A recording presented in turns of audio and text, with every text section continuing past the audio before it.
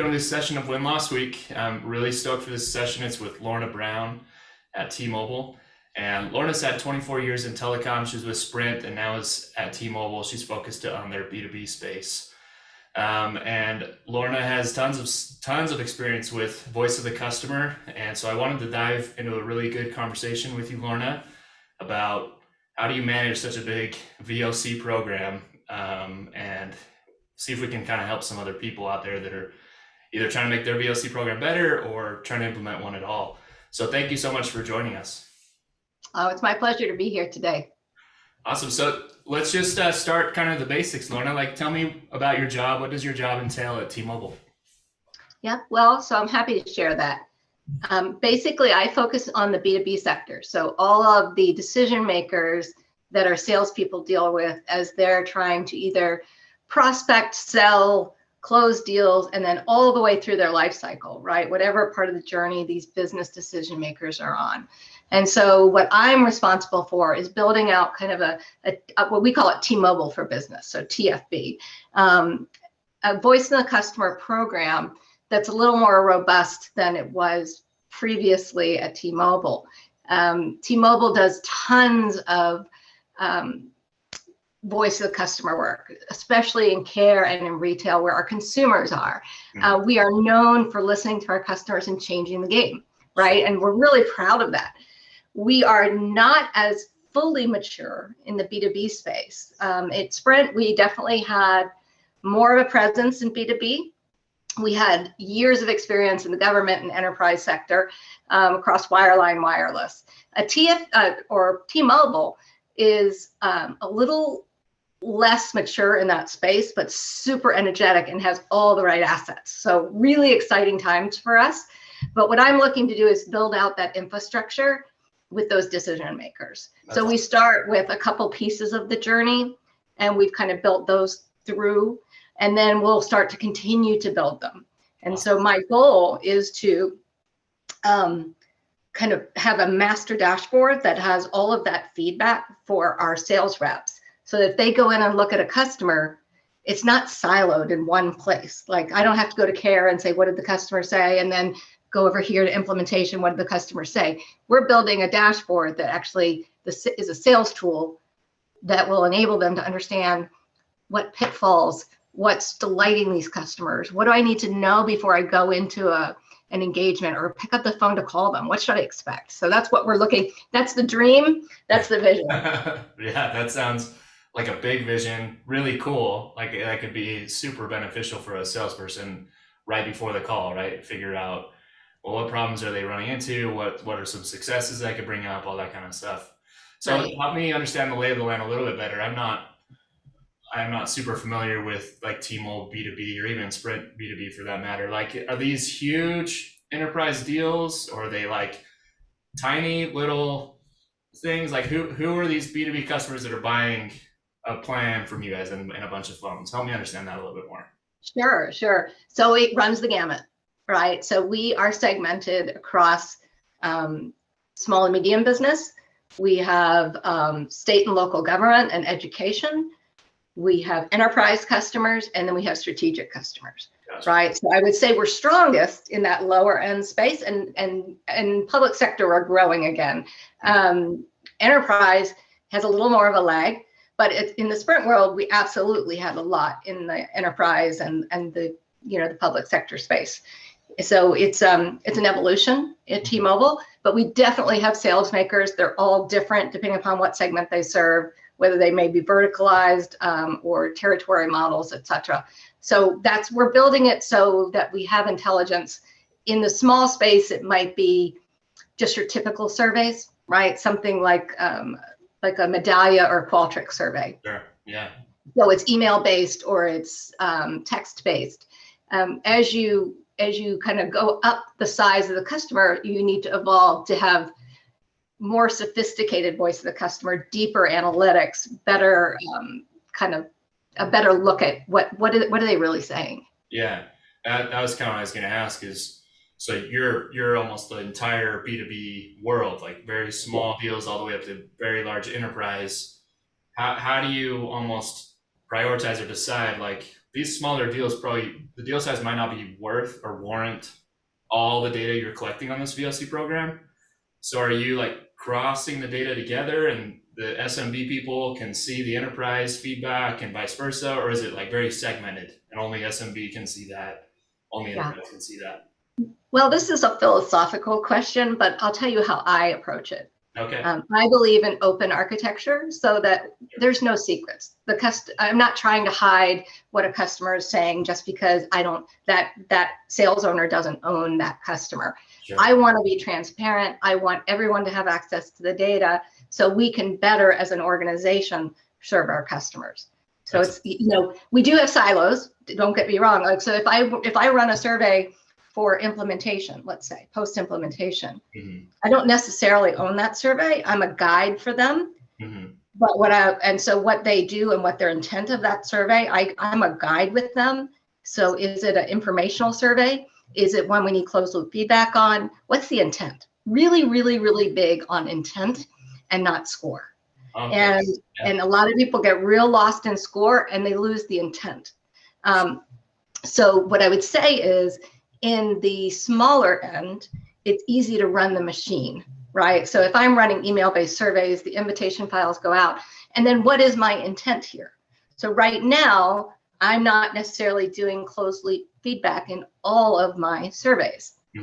I believe personally, if it were my call, I would do closed loop surveys or closed loop feedback in all of my surveys, because it's not just about what the customer is telling you, but how do you have a conversation with that customer, a dialogue? It's not about a score. And that's what I tell everybody, don't focus on the score. The score is what the score is. It's what you do with the score. Sure. And so on that low end, I'll have the machine working, and maybe we won't have closed loop feedback, and maybe we're driving volume and trying to look at text analytics, trying to look at drivers, right? And maybe in the enterprise space, I might say every single customer that comes in, whether they're happy or unhappy, need to be acknowledged. You need to call them back. What does that look like? What are the processes? What is expected? What are we being held accountable for? Yeah.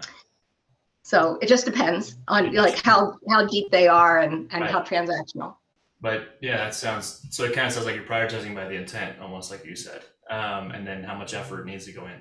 And, for people that might be listening that aren't as familiar with surveys or feedback, kind of, you're the expert on this. There's probably some people who are listening that it's like she said closed loop feedback a couple of times and they don't know what that is. Do you mind just telling us what that is real quick? Oh, I'm happy to. So closed loop feedback is really just reaching back out to the customer. It's saying, I heard you, and I'm going to either try and issue resolve with you, or maybe just apologize. Sure. So that the feedback doesn't go into a black hole. Okay. And what happens is, the more you interact with your customer around happiness, sadness, whatever, first of all, the more loyal they are that you're there, that you're hearing them, and the more likely they are to respond, because you're actually saying, I read this, I heard this, right? And so it is what you make of it, but closed loop feedback is really key, especially in B2B. Sure. And it's really key in consumer as well. But when B2B, they represent thousands of lines in many cases, or 75 lines. So it's not just one person. Right. I have low volumes compared to my consumer peers, but every single one is really important. Sure. And then who does that reach out? Like, you're trying to get that closed loop feedback. Are you trying to get the salesperson in on that? Is it like an implementation? Does it just depend? Like, how are you normally going about who's doing those feedback approaches? Yeah, usually it is within the team or the functional area that the survey is supporting. Okay. So, for example, we have post-implementation surveys. So that's when a customer comes to T-Mobile, and it's the first 30 to 90 days where they're kind of handheld on the B2B space. We review first bills with them. We make sure everything's gone smoothly. And then there's a handoff, right? Then you just kind of are in the customer base. After that is complete, there's a post-implementation survey. And it asks all about how was that process for you? And so in that example, the senior manager of the team, so not the person that did the implementation, but their manager, reaches out to their customers in that. And in that case, I believe it's with detractors mostly. Gotcha. But you can skim and scrape for whatever you can support. I will tell you, in the T-Mobile space, we are very protective of our sales makers. And so, at Sprint, I did ask my sales reps to do the feedback, especially on relationship surveys. Sure. In T-Mobile, it's culturally just a little bit different in that it's all about allowing them to sell. Okay. And so trying to figure out who it makes sense to call them back. Maybe it's their dedicated care rep. Maybe it's someone else. And so we're still building that. So I don't want to come across like we have it all figured out, because we are only, we're shortly into this merger, which is going really well, but there's lots of issues that have to be figured out before we get super sophisticated. Yeah, absolutely. That's super interesting. And my mind immediately goes to, you said you're doing these feedback loops on detractors. Like what signals to people they're detractors at a certain score that you mentioned on this survey? And then is that managed in like a CRM type tool, or like tell me where this data is like stored and how people see, oh, I should go reach out. Talk to me a little bit about that process. Sure. And I apologize for using lingo because you're not in the customer space, otherwise the customer space. When you really look at an NPS, a net promoter score, that's what I'm talking about. And so that is basically how likely are you to recommend T-Mobile to your colleagues and peers. Sure. And that's in the business space. And that score runs from a negative 100 to a positive 100, right? So it's just it's a score. When you really look at it, you've got detractors and you've got promoters and you've got passives. And so it just depends on where they score you. And actually, I'm going to correct myself. So this particular one is a 0 to 10 score, and a detractor is someone who marks you as a 0 through 6. Gotcha. Oh, wow. That's a pretty solid threshold there. Yeah, 9s and 10s are the only ones that are considered promoters. And I bet when you fill out a survey and you fill out an 8, you don't think that you're not. I mean, that's pretty positive to me. Like and it's pretty good. Exactly. A lot of people are like, I don't give 10s. That's right. You gotta like give me a gift if you want me to give you a 10. Yeah. That's amazing. Cool. So you get that detractor score, the net promoter score, and somehow in your system, is that housed in like a CRM thing that's? Yes. So basically we work with Medallia. Like I said, there's all kinds of vendors in this space. Yeah. I personally love to work with my team at Medallia. Mm-hmm. We have dashboards and all kinds of tools where that information is stored, where it can be text analytics, it can be what are the impacts of these drivers, word clouds, all kinds of things that can help you kind of dig in and understand what you're hearing, right? Yeah. But it also, in many cases, not in all cases, feeds back, maybe a score might feed back into our CRM system, into like a database in-house that is also manifesting itself in some way, possibly into other parts of tools, whether it be Salesforce, right? So I may not go into Medallia, I may go into Salesforce. I have an icon that shows me at a very quick glance, like what this customer's latest feedback was, right? Like red, beware. Yeah. But not all that's completely built out. Again, that's kind of vision plus based on historical with what I did at Sprint. Sure, totally. So we've talked really in depth now about an individual consumer and their score getting triggered to go and do this closed feedback loop, right? Now, I want to pull it out a little bit and talk about like at the aggregate general level, how does this data get communicated to the appropriate teams? Like what teams even want to see this data, and is it aggregated that way? Is it like across the board? Right now, our net promoter score is a 7.2 or whatever it is. Like, talk to me a little bit about that. What data is communicated to teams, and what data is communicated to teams? Like, what is that data? What does it look like? Yeah, so it depends, as all things do. Yeah. Let's see here. The functional areas, right? So let's say implementation. They have ownership for their data. And of course, they look at it every day. And then they feed that up through their VP, who then can share that more broadly and just say, in general, our implementation scores are blah, blah, blah, right? And they can say how it's trending and what kind of obstacles they're seeing. So as they're managing up through the senior leadership teams, same thing in care, right? So they are managing and coaching their reps based on call monitoring, based on all of this feedback, and it helps facilitate, improvement, what they need to be better trained on, where there's kind of hiccups in the processes. So there's these, what I call siloed views, which are important. Sure. And then we also have a cross-channel dashboard. So if I care about a lot about voice of the customer across, all of T-Mobile, I can go in and start to look at, well, how's retail right now, and how is care? Because again, we're transparent, even though I don't own those and I don't actually impact those, I care about those. Right. Sure. I would say that so in various reporting structures, that data is fed. One of the things that and the reason I really wanted to talk today is about something that we've just recently done with Clozd in augmenting our win-loss feedback. Mm-hmm. And so we have a win-loss survey, and it's run through Medallia. It's your typical email-based basic survey about why did we win and why did we lose. It definitely skews towards people we won a little bit more because they're more likely to answer. Yeah, sure. But it's very close to a 50-50 percent response rate. We do not do closed loop feedback because we don't want to hassle.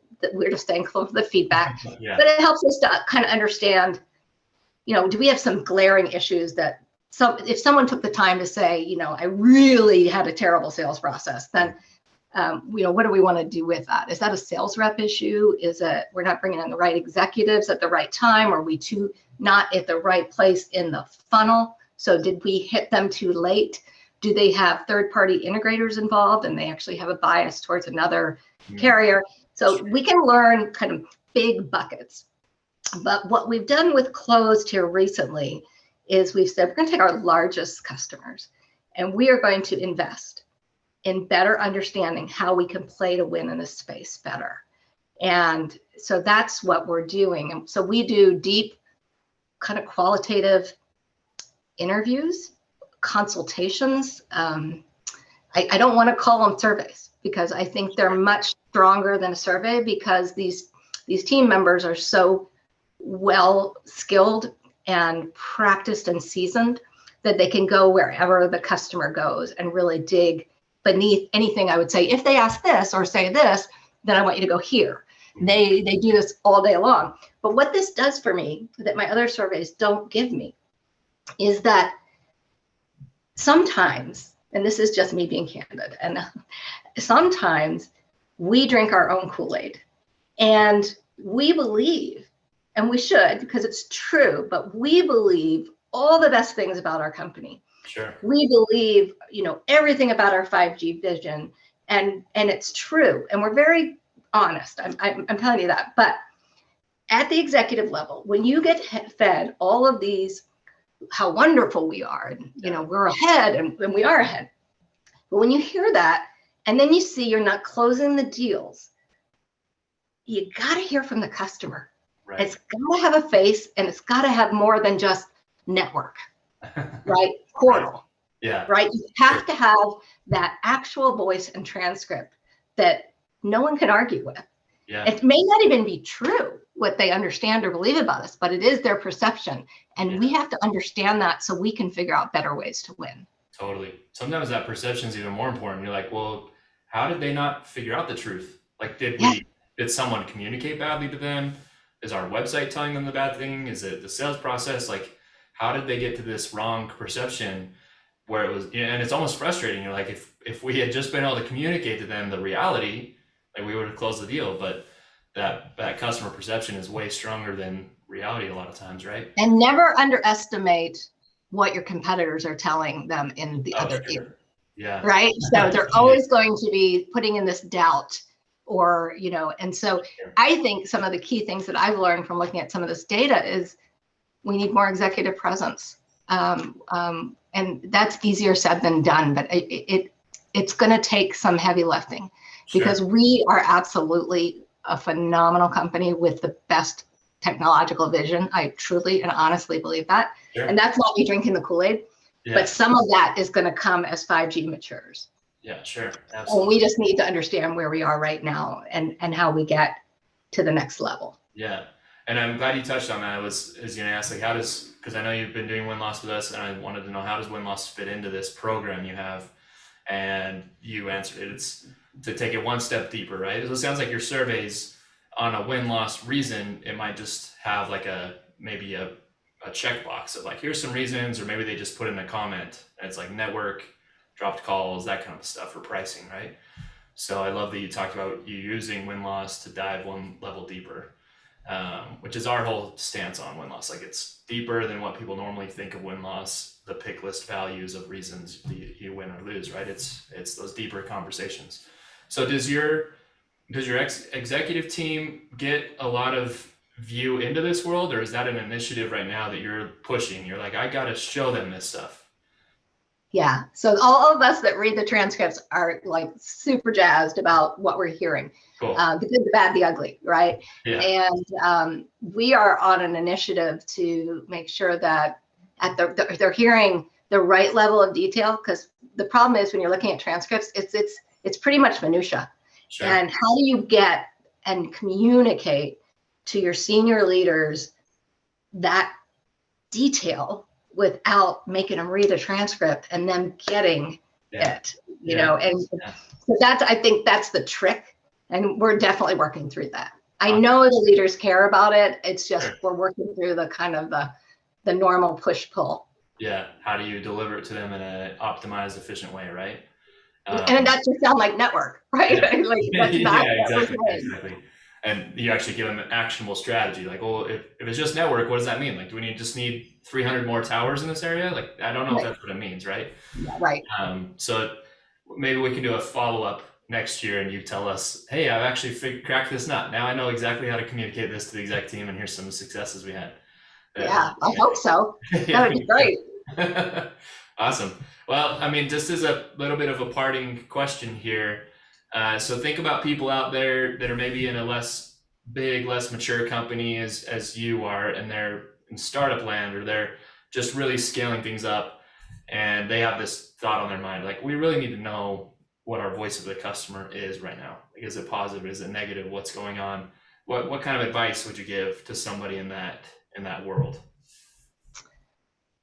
Don't eat the elephant. Okay, because you're going to have companies that are different levels and different resources here. So you can have an army of one in one organization, and you can have hundreds in another. And Sure. so what's important is to at least start and understand, as I mentioned, you don't have to have all the surveys across all the touch points. Start with one, right? And whatever kind of vehicle you're going to use. I mean, we for a little while were using something as unsophisticated as SurveyMonkey in one of our spaces, because it was very quick and easy to turn up. Yep. It just didn't really drive the analytics we needed. Sure. But start baby steps, and don't try and build out this huge vision that's going to take you 15 years to get to. Start. And then the other thing is, what is the intent? Is the intent to inform? Is the intent to repair a relationship? And what should you focus on? And I guess my only other parting thought, and this is not necessarily true for T-Mobile, but for me, don't compensate based on scores. And that's just my point of view. It's what happens is you accidentally game the whole program by focusing on scores and not just the honest feedback of your customers. Yeah, that's a very good point. I'm sure anybody like starting a program or trying to refine or optimize it, that's probably a huge one where they could learn about more. Well, and you can bonus on scores. I mean, like, you can give a corporate bonus on some aggregated score. Sure. To say it's important to our company.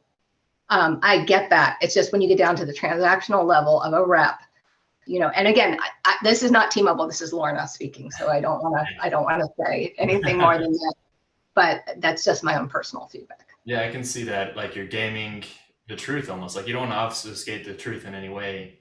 You need that to improve and do better as a company. So I like that point of view, actually. Well, awesome, Lorna. Thank you so much. This has been really cool. If anybody wants to get in touch with you, is the best way to, like, if they're like, hey, Lorna, this was great, please help me out a little bit more. I've got this question or that. Should they reach out to you on LinkedIn? What would you suggest? You can put my email address in there if you want, in the bio or whatever. I'm not super active on LinkedIn, so I would never want to accidentally ignore someone. Right. Also, if you are involved with companies like Qualtrics or Medallia, get involved in their user groups. That's a really great place to share ideas with other companies. When you're in the voice of the customer business, we're all passionate about the same thing. Yeah. And we don't share things that are super competitive, but we share about how we do things better. Yeah, that's great. So. That's very generous of you to offer your email address. I think I'm going to hold off, maybe let people reach out to me. I don't want anybody spamming you and being like. That's fine too. I don't want any salespeople. Don't try and sell me. Great. Lorna, thanks so much. This was great. Enjoy the rest of your day. You too. Take care.